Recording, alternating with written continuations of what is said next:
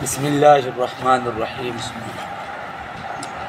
तो जिस वक़्त क़िबले की तब्दीली का हुक्म हुआ तो यहूद और मुशरिकीन और ईसाइयों ने प्रोपगंडा करना शुरू कर दिया। मुशरिकीन कहने लगे कि इसको अब अपनी गलती का एहसास हो गया है, यानी नऊज़ु बिल्लाह हुज़ूर नबी करीम सल्लल्लाहु अलैहि वसल्लम को अपनी गलती का एहसास हो गया। वो किस तरह कि पहले जब मक्के में था तो काबा की तरफ रुख करके नमाज़ पढ़ता था, और जब मदीना तय्यबा गया तो यहूद व नसारा को खुश करने के लिए इनके क़िबले की तरफ फिर गया। अब उसको पता चल गया है कि हम लोग सही है, इसलिए फिर हमारे क़िबले की तरफ रुख कर लिया है। ये मुशरिकीन कहते थे कि हमारा जो काबा है बैतुल्लाह शरीफ है यही सही है, हम लोग भी सही है। इसलिए हुज़ूर नबी करीम सल्लल्लाहु अलैहि वसल्लम वापस पहली यानी बैतुल्लाह शरीफ की तरफ नमाज़ पढ़ने लग गए हैं। और यहूद और नसारा ने यूँ प्रोपगंडा किया कि अगर वो क़िबला सही था तो फिर उसको छोड़ा क्यों, यानी बैतुल्लाह शरीफ अगर सही था तो उसको छोड़ा क्यों, अगर गलत था तो फिर उसकी तरफ रुख करके नमाज़ें क्यों पढ़ी। यानी दोनों हालतों में ये प्रोपगंडा करने लगे। तो अल्लाह रब्बुल इज़्ज़त ने पहले ही फरमा दिया कि सयक़ूलु सुफ़हाउ, अनक़रीब कह देंगे ये बेवकूफ़ लोग, इन लोगों में से बेवकूफ़ किस्म के लोग ये कहेंगे। मगर मतलब क्या बेवकूफ़ क्यों है कि अल्लाह रब्बुल इज़्ज़त के हुक्म को ये नहीं मानते। ये तो अल्लाह का हुक्म है, तो जो लोग अल्लाह के हुक्म का इनकार करेंगे तो वो बेवकूफ़ ही ठहरे, जाहिल ठहरे।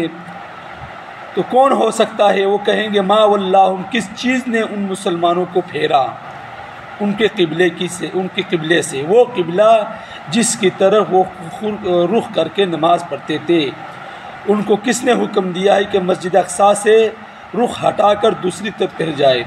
तो फरमाया इनको यही जवाब दो, कुल आप सल्लल्लाहु अलैहि वसल्लम फरमा दीजिए लिल्लाहिल मशरिक़ वल मग़रिब, अल्लाह ही के लिए है मशरिक़ और मग़रिब। हम तो रब ताला के हुक्म के पाबंद है। रब ताला ने हमें हुक्म दिया था कि काबतुल्लाह की तरफ रुख करके नमाज़ें पढ़ो, हमने चेहरे उसकी तरफ फेर दिया। जब मदीना तय्यबा आए तो हमें हुक्म हुआ कि बैतुल मक़दस की तरफ रुख करके नमाज़ें पढ़ो, तो हमने उसकी तरफ रुख करके नमाज़ें पढ़ी। फिर अल्लाह का हुक्म तब्दील हुआ, फिर फरमाया कि बैतुल्लाह शरीफ की तरफ रुख करके नमाज़ें पढ़ो।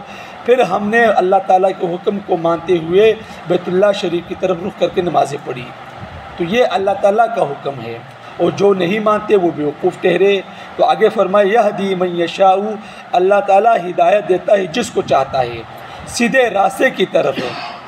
मगर हिदायत किसको देता है, यहदी इलैहि मन युरीब, जो अल्लाह ताला की तरफ रुजू करता है, जो चाहता है कि मैं अल्लाह ताला का हो जाऊँ, हुज़ूर नबी करीम सल्लल्लाहु अलैहि वसल्लम वाली जो ज़िंदगी है उसको अपनाऊँ।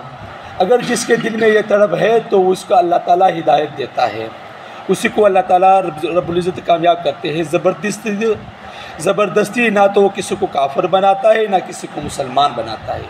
कोई ज़बरदस्ती नहीं है किसी पर कि कोई मुसलमान हो जाए कोई काफिर हो जाए, कोई ज़बरदस्ती नहीं है।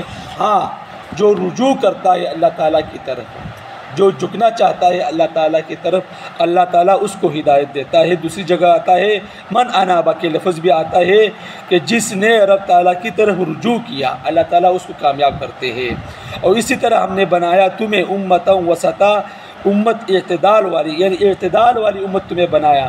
जिस तरह हमने तुम्हारा क़िबला सबसे बेहतर क़िबला बनाया है, इसी तरह हमने तमाम उम्मतों में से बेहतर उम्मत तुम्हें बनाया है।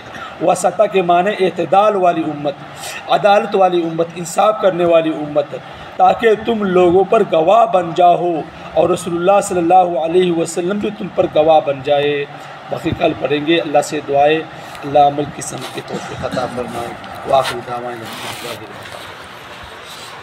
اللهم صل على